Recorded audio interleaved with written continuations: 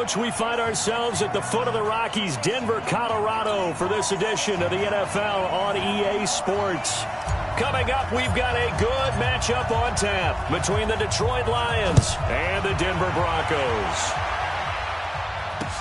This fielded a few yards into the end zone. And no run back here. This will be a touchback, and it comes out to the 25-yard line.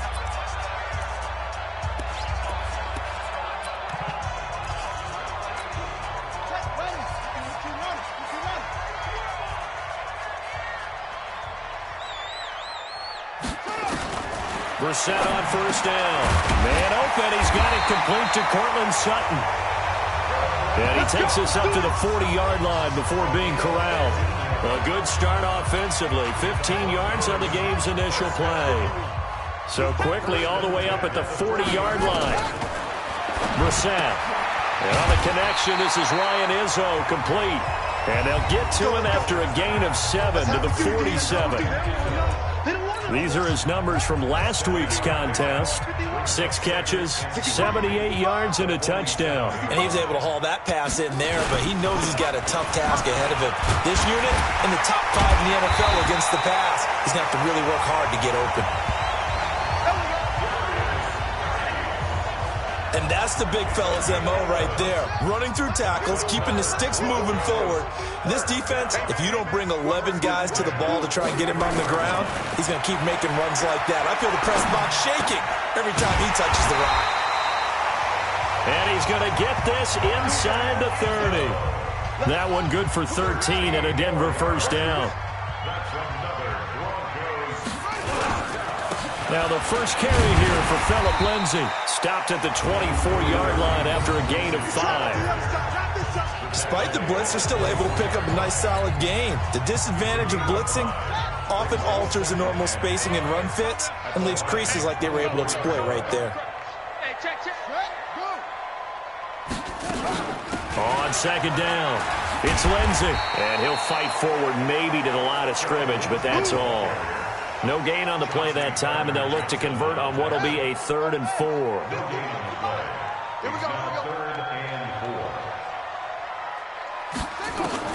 Brissett from the gun on 3rd. Nowhere to escape, and he goes down. Romeo Okwara in there yet again. What else is new? He continues to rewrite the record book in single-season sacks. They got to figure this out. They got to figure him out. 4 sacks last week. Now 1 in the first quarter. What do they do? Well, great pass rushers usually have a go-to move, but the best pass rushers, they have counters to their go-to move. So they'll show you that. Then when you adjust, they counter it and still get to the quarterback. And you don't pile up that many sacks. What do you have, 4 in the game last week? Without having some go-to moves with counters. They'll run it with Johnson. Oh, he's got a little daylight. A big chunk on the ground there, 27 yards. Here we go. Well, partner, I have to say they called him in the right defense there. Nickel set, 5th defensive back on the field, and they love to run against that because now you typically get a bigger blocker on a smaller defender. Yeah, because those DBs like you, they want the interception. They're not as worried about the running play, right? Not at all. And I still remember being in school, and one of my offensive line teammates used to say, boy, I'd love to come downfield and hit you little people. Good run there. For Johnson, the numbers for his performance from last week, 25 carries, 121 yards. Well, he's the number 2 runner in the league, and you just know the offensive line wants to get him to number 1 because most of the good ball carriers, they take care of their linemen. Could be a gold watch in their future if he becomes a leading rusher. Now the first carry for Bryce Love. Give him 3 on first down. It'll set up a 2nd and 7. They tried a quick hitter inside, but that one was swallowed up because what they're hoping, this big defensive lineman will take the bait and move laterally and open up a crease that they can run through. Didn't happen on that play.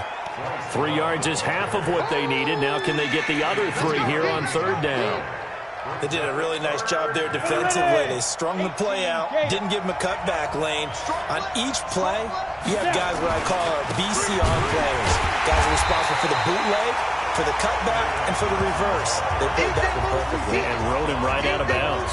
He'll wind up losing a yard on the play, and that's going to bring up a 4th down. I know when I was a kid, I always got real excited when I saw those lateral-type runs. But the best backs that made it happen, they put a foot in the ground and just go. That didn't happen there. That play got swallowed up. In the end, the opening drive, Charles, does yield points. Maybe not the touchdown that they wanted, though. Yeah, but bottom line, they wanted to get something out of that drive, and they did that. 3 points, they won't turn that down at all. This is taken about 7 yards deep. And no run back here. This will be a touchback, and it comes out to the 25-yard line. And Denver getting set to take the field. And they had compiled a pretty long drive last time. Unfortunately, though, it ended with no points after the missed field goal. And that can hurt the psyche of a team because as they drove downfield, you know you're never supposed to count points in your mind until they go up on the board. Let's face it, we've been there. We've seen teams before. They were counting on those points. They didn't get them. Can they come back now, start over again, and grind it out? The big play to start him out. Has him at the 45 already. Now, meanwhile, a pass that should have been intercepted, but it winds up falling incomplete. The intended target was Calvin Ridley, but it's going to be 2nd down. An incomplete pass on 1st down. That leads to a 2nd and 10. They'll try the draw. Lindsey. And he's going to get it across the midfield stripe into Lion territory. They get 6 here after the incompletion, and it'll leave them with a 3rd and 4. Play fake, Brissett. And he's got a man, Calvin Ridley. There he goes, right side. And all the way home for a Broncos score. Calvin Ridley, his 3rd touchdown now on the year. And the Broncos have taken the lead. And there they got him the ball. Just get it to him, let him do the rest. You know, he probably said that to his quarterback as he broke the huddle. I like the play call. Just get it to me. I'll take care of the rest of it. Helping out his rack, right? RAC? Run after catch. And he loves that, and he's going to carry that in at contract time. This is fielded a couple yards deep. And he'll wind up about 4 yards shy of where he would have been if he had taken a knee, as they'll start at the 21-yard line. Back onto the field comes the offense. Let's take a closer look at Kerryon Johnson. Last week, a strong showing, up over 100, also 2 trips to the end zone. It's the kind of week that if you said, listen, I'll let you have this type of a game each and every week, you'd sign up for it. You wouldn't try and get too greedy. But let's face it, good runners always want to be a little bit more greedy at the end, try and squeeze out every last yard. He's going to try and duplicate that and exceed it in this game. Back to throw now on 2nd and 10. Rush coming, and he's taken down. Uchenna Nwosu make that now 8 sacks for him on the season. Brandon, if I'm an offensive coordinator and I see an all-out rush like that, I file it away because I'm going to use their aggressiveness against them as this game goes on. I'm going to hit them with a screen soon. Now on 3rd and long, they'll look to throw. Pressure gets to him, and down he goes. Back at the 4-yard line.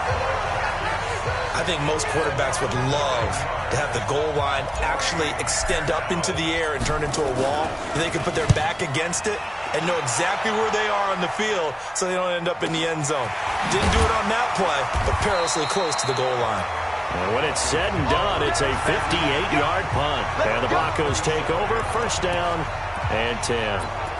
So the Broncos coming out now. And they're hoping to redo their efforts in the last drive when they got into the end zone. And just think of what it's like now on the sideline, because when you score a touchdown, you have to go over and look at the tablet and see what you did on the last drive. When you scored points, it's a whole lot better view than when you're trying to figure out how to fix things there. He'll get a nice chunk there on the 1st down run, and it's 2nd and 4. From the 44, Brissett. And this is caught. A spectacular one-handed grab there. That one good for 13 and a Denver 1st down. After one, 7-3 the score on EA Sports.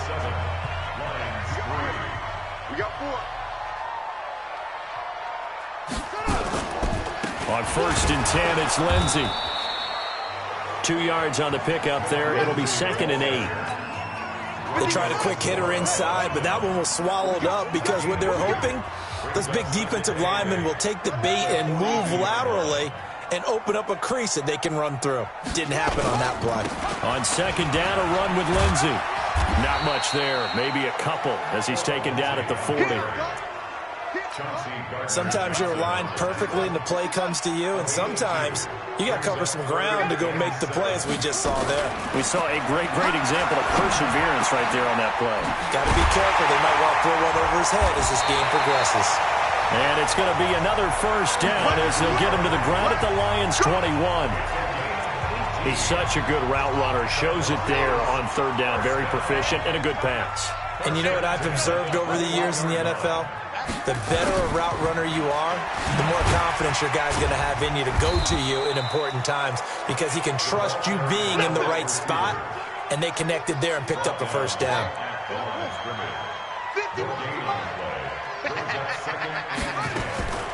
Throwing on second down, Brissett. He's going to have the hook up to Izzo. And he'll go out of bounds in the red zone just inside the 20. 4 yards on the completion, and it sets up a third down. The Broncos on third down. They've been okay, 2 for 3 thus far. This will be 3rd and 6. Brissett now. Well, the two men come together, and it's incomplete. Excellent work defensively, brings up 4th down. That's a good job there creating the contact to force the incompletion. And now, since it's 4th down, that should set up a field goal situation. And a nice sigh of relief defensively to be able to hold them to 3. So he gets a shot at atoning for the earlier miss here in the first half and able to knock it through. And what a relief for him, don't you think? Because how many games have we done where kickers missed one early and never gotten a chance to atone for it the rest of the game? That's a lot to carry around. And he's up across the 25 and down at the 28-yard line. So here come the Lions now. And on the last go-around, they really couldn't get anything going. They had to punt from deep inside their own territory, which means you're going to lose the field position battle as a general rule. What they're looking for now is a little more consistency, move the ball at least a few times on offense, get a couple of first downs, and hopefully flip the field. Yeah, just something to build off of. That's what they're looking for here. Now, the first play of the drive there is incomplete. So now they'll come up on 2nd and 10, once again from the 28. 2nd and 10. Nowhere to go here. He lost the football. It's picked up by the Broncos. And this is going to be brought back for a Denver touchdown. And give some kudos to the defensive coordinator, I think, here. They bring the blitz, they dial it up, and it turns into 6 points for them. It's so nice to hear you actually give kudos to the defense. It is so nice you're such an offensive guy like that. I love it. He dialed things up, and boy, a big play resulted for his guys. Well, you like the credit to the defense there, right, my friend? Yeah, do I ever. So here's the kickoff now as they'll get it again following that fumble return for a score. This is fielded a couple yards deep. And he's able to get it across the 20, but not by much, as he's marked down at the 21-yard.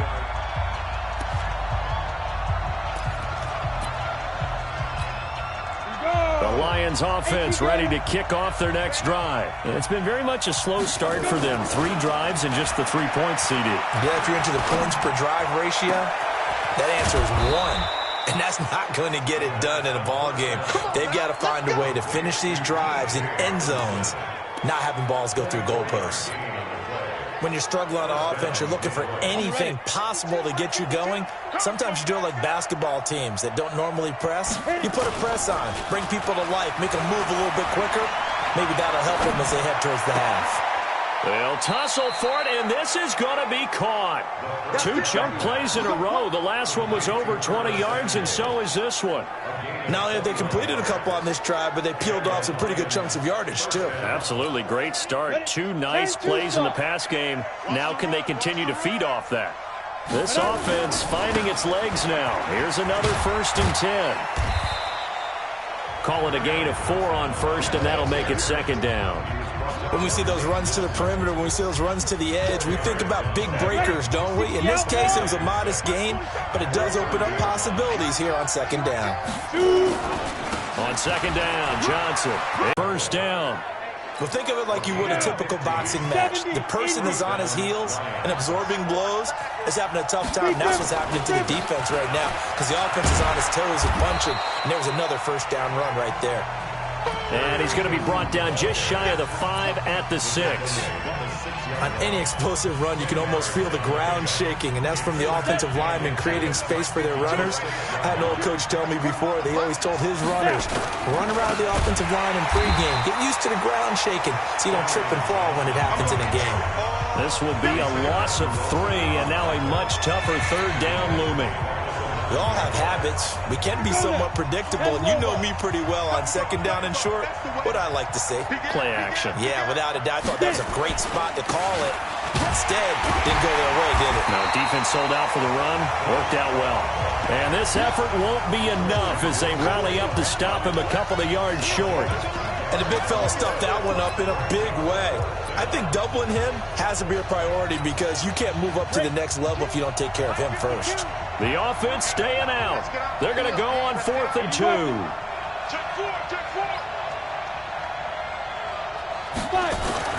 On 4th down, Pritchett. He's got his man. It's caught for a Lion touchdown.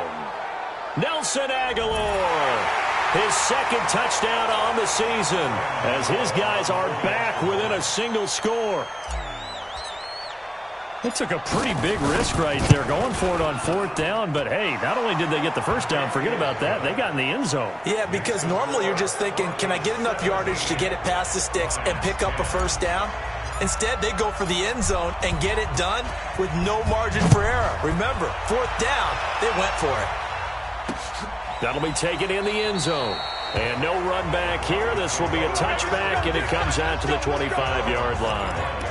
As this unit comes back out there, let's focus in on Darius Geis. We're in the second quarter. They've got the lead. The lead, though, not so much because of the ground game, because of their air attack, Charles. So what they're seeing so far is the possibility of things loosening up later in the ground game.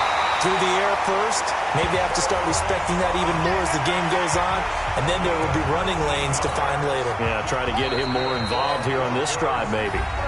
And we've hit the 2-minute mark in this first half of action. And we remind you, coming up at the half, we'll join who, Charles? The coach. The coach, Jonathan Coachman, standing by in Orlando. He'll have stats and scores from games in progress, as well as scores from earlier today. The coach. Sorry, we get slap happy up here sometimes. Facing a 2nd and 2 after that last catch, good for 8 yards. To throw, Brissett, and he gets this one to Ridley complete. And he'll get this one down near the 20-yard line, just shy of the 20. 25 yards there on the catch and run. Quarterbacks love slant routes because the receivers are breaking right into their line of vision, and receivers love them as well because they're getting the ball on the move and able to catch it and try and get upfield and gain additional yardage. This game not quite as good as the last, but still over 40 yards between the two. Now the Broncos are going to call the first of their timeouts, as they'll stop it with just over a minute to go before halftime. 2 big plays in succession. Not sure this D knows what hit them, but now they got to get ready. It's 1st and goal. Now a nice play defensively on 1st down as this is knocked away and incomplete. Line of scrimmage, again the 4-yard line. 2nd and goal.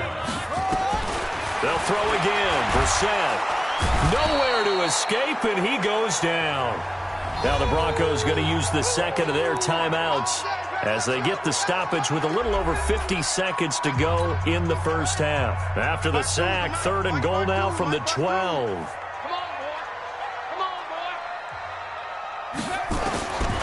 From the shotgun, it's Brissett. This one complete to the running back, Lindsey. And he is into the end zone for a Denver touchdown. Phillip Lindsey. His 5th touchdown now on the year. And the Broncos push further out in front. CD, it seemed like they were so focused on the guys out wide, they forgot about him out of the backfield. That's a really good point because you got to communicate, and oftentimes when you start counting receivers, that's exactly what you do. You start from the widest receiver, work your way inside. Who gets lost sometimes? The back in the backfield. That's exactly what happened there. And he got into the end zone. And he'll make it across the 20 as his guys will set up shop at the 23-yard line. Back onto the field comes the offense. Let's take a closer look at Kerryon Johnson. He's been good. They've utilized him well, but they're losing here in the second quarter. What might they change offensively? I think that what you try and do is expand how you get the ball to him a little bit. Get him out in open space, maybe swing the ball to him. What's that they used to call in the West Coast offense, the long handoff? Yeah. Serve as your running play that way, as well as continue to feed him the football. Some of these runs now may pop bigger later in the game because of the effects of running it. Sometimes people, after a while, they don't want to tackle him anymore, or they get tired, or they get out of position, or he